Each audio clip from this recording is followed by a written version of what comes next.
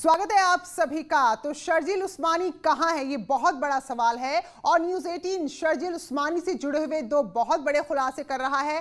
पहला खुलासा, शर्जील उस्मानी पर बहुत बड़ी खबर है जो न्यूज़ 18 को सुराग मिले हैं। तो मऊ में शर्जील उस्मानी छिपा हो सकता है और मऊ में शर्जील की तलाश तेज हो गई है। तो पुलिस से लगातार बचता फिर रहा है। जिस तरह का विवादित भड़काऊ पोस्ट उसने किया था, तो मूल रूप से शर्जील मऊ का ही रहने वाला है। तो ये बड़ी खबर, ये बड़ी बातें हम बता रहे हैं कि वो मऊ में छिपा हो सकता है। तो फिलहाल यहाँ उसकी तलाश की जा रही है।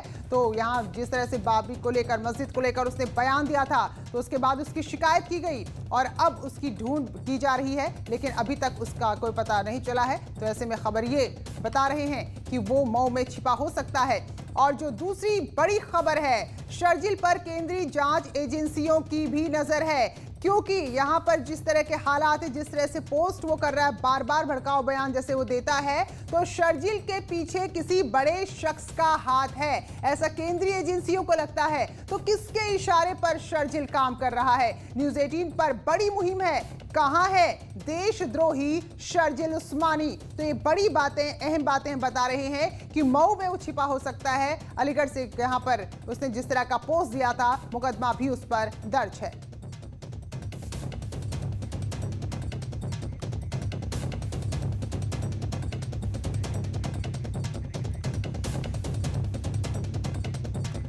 और हमारे सहयोगी हमारे साथ जुड़े हुए हैं। अनामिका लखनऊ से जुड़ी है, रंजीत अलीगढ़ से जुड़े हैं, जबकि शंकर आनंद हमारे साथ दिल्ली से जुड़े हैं। तो पहले मैं रुख करूंगी रंजीत का।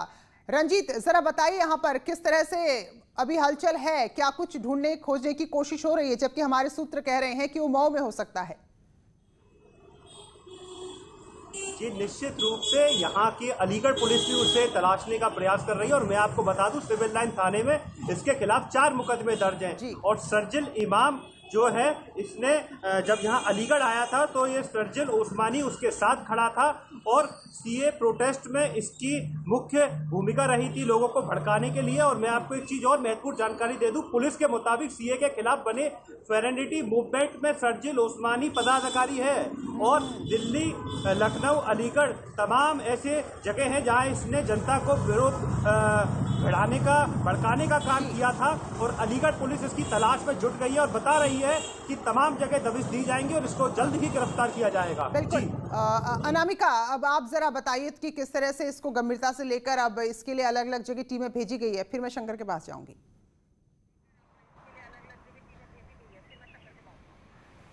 और देखिए, जिस तरीके के भड़काऊ भाषण दे करके माहौल को खराब करने का प्रयास किया जा रहा है, जहां पे एक तरफ सीए के प्रोटेस्ट को के वक्त पे दंगे भड़काने का प्रयास किया गया भड़काऊ भाषणों के जरिए, तो वहीं दूसरी ओर अब बाबरी मस्जिद का जिक्र करके कम से कम ये जो शख्स है वो शांति व्यवस्था को भंग करने का प्रयास कर रहा है। और यही वजह है कि यूपी से लेकर दिल्ली तक जो धरपकड़ है, जो कोशिशें हैं वो जारी हैं लगातार। लोगों को शक है कि वो मऊ में हो सकता है। इसके अलावा जो केंद्रीय जांच एजेंसियां हैं, उनको भी ये लग रहा है कि ये शख्स इकलौता नहीं है, बल्कि इसको किसी की शह मिली हुई है, जिसकी वजह से ये फरार भी हो रहा है, पुलिस की पकड़ से बाहर है। और इसके ऊपर कोई और भी ऐसा हो सकता है जिसके इशारे पर ये इस तरीके के भड़काऊ भाषणों को पोस्ट कर रहा है या भड़काऊ लाइनें लिख रहा है।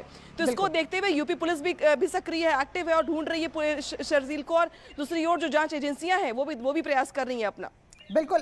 शंकर, क्योंकि अब ये राज्य से निकलता हुआ मामला केंद्र तक पहुंचा है, जो केंद्रीय जांच एजेंसी है उनको लगता है कि जिस तरह से सीए की बात करें या फिर अभी हम बात करें जो उसने सोशल मीडिया में मस्जिद को लेकर पोस्ट किया था, तो ये अकेला नहीं है, कोई बहुत बड़ा शख्स है, कुछ बहुत बड़े लोग हैं जो इसके पीछे हो सकते हैं। तो केंद्र से किस तरह की इसको लेकर कार्रवाई हो सकती है?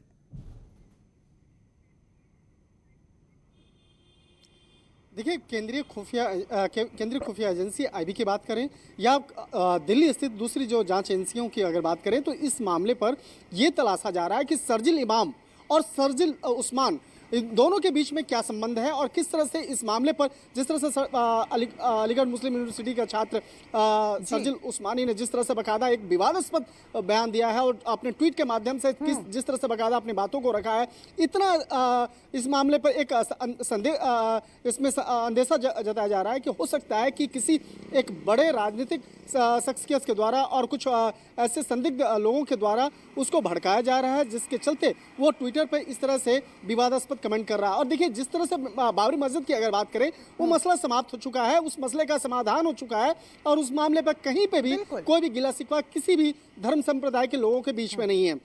लेकिन अचानक इस मसले को उठाने का मसला क्या है? इसके साथ ही दो धर्म संप्रदायों को, लोगों को जिस तरह से आपस में भड़काया गया और भड़काने का काम किया जा रहा है, इसके साथ साथ जिस तरह से एक विशेष धर्म संप्रदाय के लोगों को बाकायदा यहाँ पर कहा जा रहा है कि आप लोग एक बड़े समूह में बाहर आइए और बाहर आने के बाद इस मामले पर इसका विरोध कीजिए। तो ये मसला उसी तरह से तैयार होता जा रहा दिख रहा है जिस तरह से सीए के मसला हुआ था। सीए के मसले को जिस तरह से दिल्ली में भड़काया गया था और जिस तरह से बाकायदा हम लोग रिपोर्ट भी कर रहे थे, ऐसे ही शुरुआत हुई थी उस मामले पर। जिस तरह से जामिया से शुरुआत, जामिया मिलिया इस्लामिया और जिस तरह से बाकायदा अन्य दूसरे छात्र संगठन इस मामले पे उठ खड़े हुए थे, तो एक छोटा सा समूह जो है इस तरह से किस तरह से एक बड़े मामले को अंजाम देता है, तो कहीं न कहीं ये मसला वैसा ही है। लिहाजा इस मामले पर केंद्रीय जांच एजेंसियां भी इस मामले पर सतर्क नजर बनाए हुए हैं और कहा जा सकता है इस मामले पर जल्द ही एक ठोस और बड़ी कार्रवाई को अंजाम दे सकती है। बिल्कुल शंकर, क्योंकि जब फैसला आया है वो किसी दल ने, किसी राजनीतिक पार्टी ने, किसी सरकार ने नहीं दिया, वो देश की सर्वोच्च अदालत ने दिया है और उसको हम सबको मानना होगा, वो भी सालों की लंबी लड़ाई के बाद। लेकिन जब फैसला आया उसके बाद तुर्की की मस्जिद का उदाहरण यहाँ पर दिया गया कि देखिए म्यूजियम को कैसे कन्वर्ट कर दिया गया। कई सारे दलों, कई सारे संगठन से जुड़े लोगों ने इस तरह के एग्जाम्पल यहाँ पर दिए हैं। तो क्या अब जो केंद्र की एजेंसी है अब सीधे सीधे बात करेगी राज्य की एजेंसी से, उत्तर प्रदेश से, क्योंकि शर्जील एक चेहरा है जो सामने आ गया है और भी लोग ऐसे हो सकते हैं?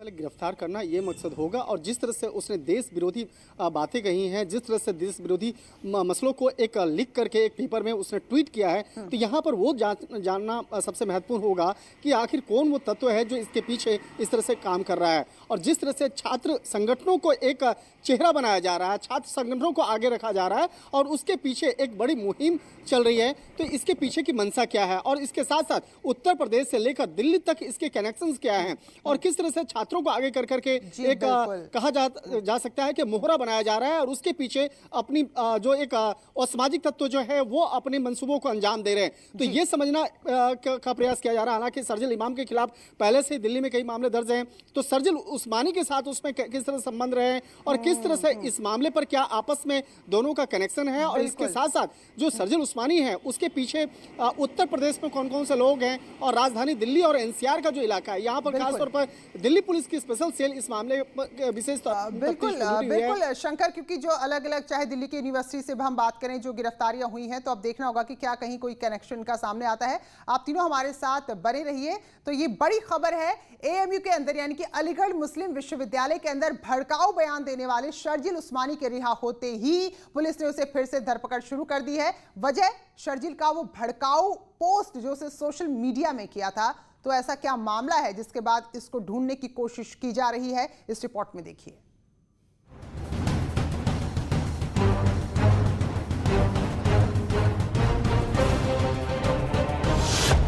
अशांति पर गिरफ्तार शर्जील।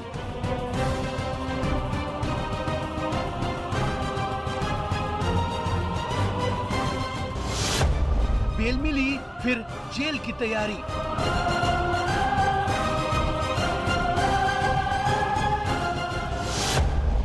जहरीले बोल की मिलेगी सजा।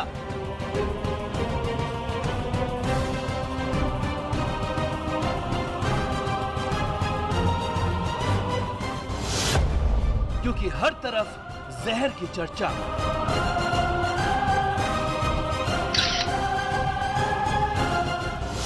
भगवान राम पर जब सब है राजी, तो फिर शर्जील को क्यों है परेशानी?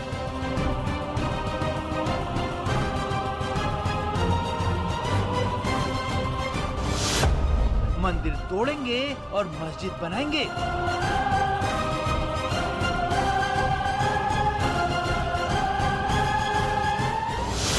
शर्जील के बोल का होगा इलाज।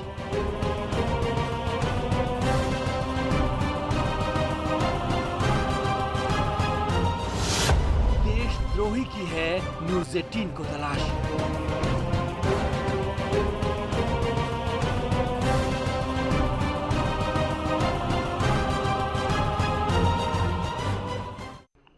हाल ही शर्जील उस्मानी की अलीगढ़ पुलिस एक बार फिर से तलाश कर रही है। दरअसल शर्जील ने अपने सोशल मीडिया अकाउंट पर बाबरी मस्जिद को लेकर भड़काऊ पोस्ट किया है, शर्जील उस्मानी के जरिए ट्विटर पर किए गए पोस्ट में शर्जील ने दोबारा से अयोध्या में मस्जिद बनाए जाने की बात लिखकर पोस्ट की है। जो एक आपराधिक पृष्ठभूमि का व्यक्ति शर्जील उस्मानी जो जेल से बाहर निकल के आ चुका है, अब पुनः वह सोशल मीडिया के माध्यम से जहर उगल रहा है और मुस्लिम जो समुदाय है उसको भड़काने का कार्य कर रहा है। सिविल डिसोबीडियंस के लिए वह आह्वान कर रहा है कि वह मुसलमान सड़क पर उतरें और सिविल डिसोबीडियंस करें। बीजेपी के छात्र नेता ने डीजीपी को पत्र लिखकर शर्जील उस्मानी के खिलाफ कार्रवाई की मांग की है। में मेरे द्वारा डीजीपी यूपी श्रीमान पुलिस महानिदेशक उत्तर प्रदेश को एक पत्र प्रेषित किया गया है और उसमें यह मांग करी गई है कि पुनः शर्जील उस्मानी के ऊपर कठोर से कठोर कार्रवाई की जाए। अलीगढ़ की एएमयू में एनआरसी और सीएए के विरोध में प्रदर्शन के दौरान हुई घटनाओं में शर्जील उस्मानी को जेल भेजा गया था। शर्जील ने इस ट्वीट में एक लेटर पोस्ट किया है जिसमें एक बार फिर से मुस्लिम आबादी को हुकूमत और सीएए के खिलाफ भड़काने की कोशिश की गई है। एनआईए ने अलकायदा के बड़े नेटवर्क का पर्दाफाश किया है। एनआईए ने अलकायदा मॉड्यूल को लेकर केरल और पश्चिम बंगाल में छापेमारी की और इस दौरान 9 लोगों को गिरफ्तार किया है। तो बताया जा रहा है लोगों के बारे में कि अलकायदा को लेकर बिल्कुल नए मामलों में छापेमारी की गई है। केरल के एर्नाकुलम और पश्चिम बंगाल के मुर्शिदाबाद में छापेमारी हुई है। 9 लोग गिरफ्तार हुए हैं। तो केरल के एर्नाकुलम से 3 हुए हैं जबकि पश्चिम बंगाल से 6 आतंकियों को गिरफ्तार किया है। तो कई सुरक्षा प्रतिष्ठान इनके निशाने पर थे। गिरफ्तार जो लोग हैं इनमें से अधिकतर की उम्र जो है 20 साल के आसपास है और ये सभी मजदूर हैं। तो आतंकी साजिश को लेकर इनपुट मिलने के बाद इन पर लगातार निगाह रखी जा रही थी। तो एनआईए ने इन आतंकियों को गिरफ्तार किया है और इनके पास से डिजिटल उपकरण, दस्तावेज, जिहादी साहित्य, धारदार हथियार और भी कई सारी ऐसी आपत्तिजनक सामग्रियां मिली हैं। तो शुरुआती जांच में यही पता चला है कि सोशल मीडिया के जरिए पाकिस्तान स्थित अलकायदा के आतंकियों ने इन्हें कट्टरपंथी बनाया। पाकिस्तान में बैठे आतंकियों ने इन्हें दिल्ली समेत कई महत्वपूर्ण स्थानों पर अटैक करने के लिए उकसाया था। शंकर आनंद हमारे सहयोगी दिल्ली से हमारे साथ जुड़े हुए हैं। तो शंकर, एक और बड़ा मॉड्यूल जो यहाँ पर जिस तरह से लोगों को सोशल मीडिया के जरिए दूसरे देश सरहद पार बैठे यहाँ पर भड़का रहा है, तो ये बड़ी कामयाबी एनआईए की है।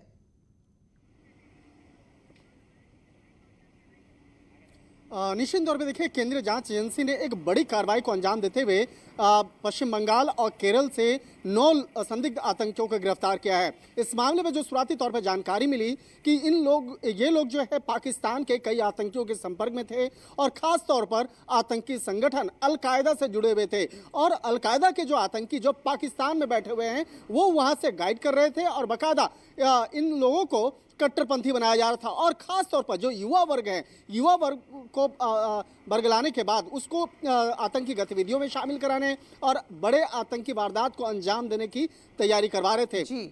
और इस मामले में यह भी जानकारी मिली है कि राजधानी दिल्ली और एनसीआर इसका मुख्य टारगेट था। लिहाजा इस मामले में अब उन तमाम 9 जो आरोपी हैं उसको गिरफ्तार कर लिया गया है और उसको गिरफ्तार करने के बाद अब इस मामले में आगे की पूछताछ चल रही है। इस मामले में एनआईए के अधिकारी का कहना है कि इस मामले में जल्द ही कई और भी संदिग्ध आतंकियों की गिरफ्तारी हो सकती है। इस मामले में विस्तार से उन सभी 9 आरोपियों से पूछताछ चल रही है और किस तरह से वो अलकायदा के आतंकियों के संपर्क में आए और सोशल मीडिया के माध्यम से किस तरह से वो जुड़े, सोशल मीडिया में वो कौन कौन से आईडी है और किस तरह से सोशल मीडिया में कई और युवाओं को इस तरह से कट्टरपंथी बनाया जा रहा है और भारत के अंदर में आतंकी गतिविधियों को अंजाम देने के लिए प्रेरित किया जा रहा है। इन तमाम मामलों में विस्तार से तफ्तीश चल रही है। जी बिल्कुल शंकर, तो पहले इन पे नजर रखी गई, काफी लंबे समय तक इनकी गतिविधियों को देखा गया और अब जाकर गिरफ्तारी हुई है। बहुत बहुत धन्यवाद शंकर आपका महत्वपूर्ण खबरों पर जानकारी देने के लिए। फिलहाल एक छोटा सा ब्रेक, लौटेंगे कुछ और अहम खबरों के साथ।